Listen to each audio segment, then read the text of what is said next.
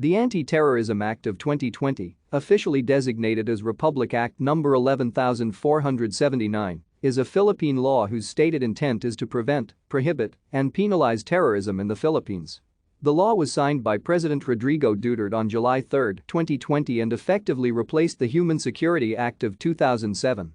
The law is currently being challenged in the Supreme Court by a group led by Howard Calleja, the Salle brothers led by former Education Secretary Brother Armin Luistro and other civic groups. The act defines terrorism as.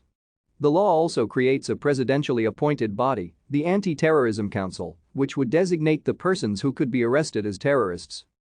Because of other provisions of the law, these persons could be detained for up to 24 days and would not be automatically compensated for wrongful imprisonment as they originally were under the Human Security Act of 2007.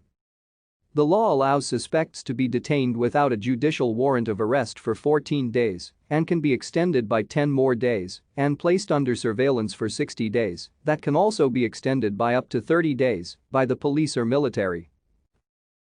Thank you for watching. Like and subscribe if you would like to view more of our videos. Have a nice day.